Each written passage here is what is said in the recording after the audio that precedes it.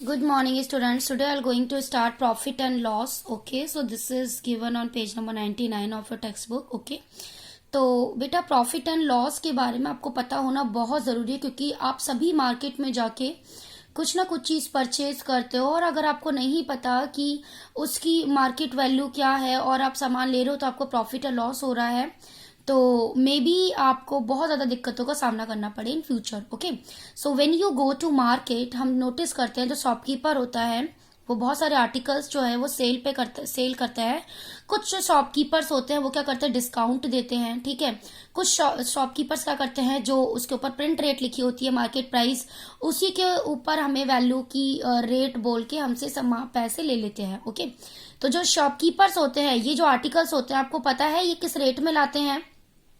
तो ये बेटा जो होलसेल से ये शॉपकीपर जो है रेट उस बहुत ही कम रेट में लेके आते हैं सामान, जिस रेट में हमें बेचते हैं उसके अकॉर्डिंग. ओके, तो इनके ऊपर जो शॉपकीपर्स होते हैं उन्हें काफी ज्यादा प्रॉफिट होता है. Okay, so the price at which an article is purchase it is called the cost price. तो आपने उन शॉपकीपर से जिस प्राइस में वो आर्टिकल खरीदा उसे बोलते हैं कॉस्ट प्राइस. ठीक है, जिसे हम सीपी से डिनोट करते हैं. C for cost, P for price. Okay, अब वो प्राइस जिसके अंदर आर्टिकल को बेच दिया गया, ठीक, वो उसकी सेलिंग प्राइस होगी, जिसे हम एसपी से डिनोट करते हैं.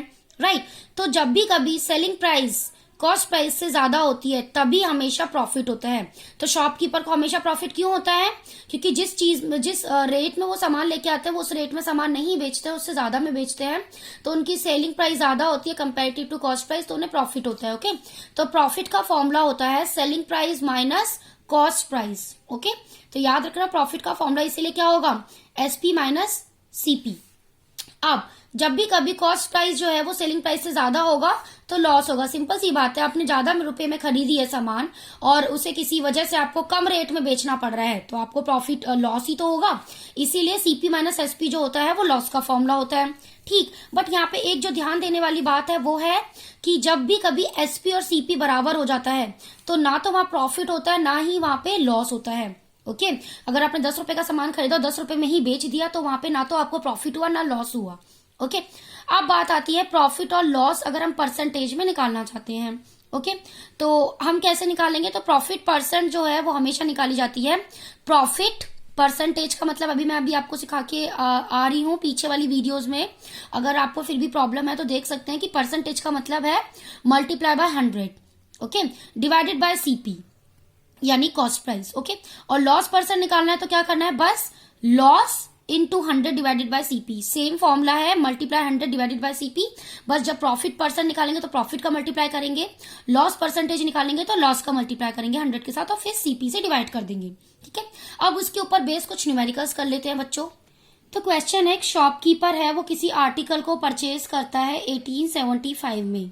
ओके, और उसे बेच देता है कितने रुपए में, 2500 में. तो हमें क्या करना है, प्रॉफिट निकालना है. सिंपल सी बात है, अगर यहाँ पे नहीं भी निकला होता कि कैलकुलेट इज प्रॉफिट, तो आपको सिंपल सा दिख रहा है यहाँ पे कि उसने आर्टिकल 1875 में खरीदा है और बेच ज्यादा रुपए में रहा है, तो यहाँ पे प्रॉफिट ही हो रहा है. ओके, तो प्रॉफिट निकालने का फॉर्मूला हम अभी पढ़कर आ रहे हैं कि प्रॉफिट कैसे निकाला जाता है बेटा, P for profit, SP minus CP. Okay, और एसपी क्या है हमारा यहाँ पे 2500 सेलिंग प्राइस.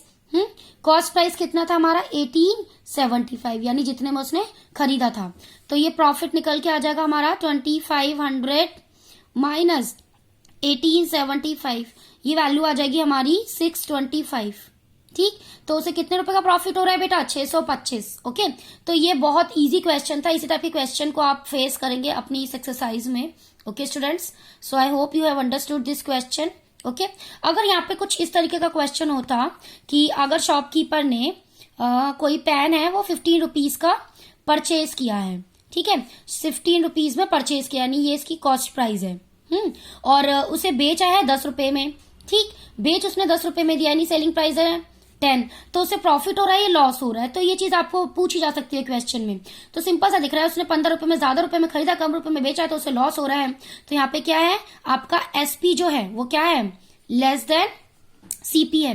तो जब आपका एसपी लेस देन सीपी होगा तो वहां पे क्या हो रहा है, लॉस हो रहा है.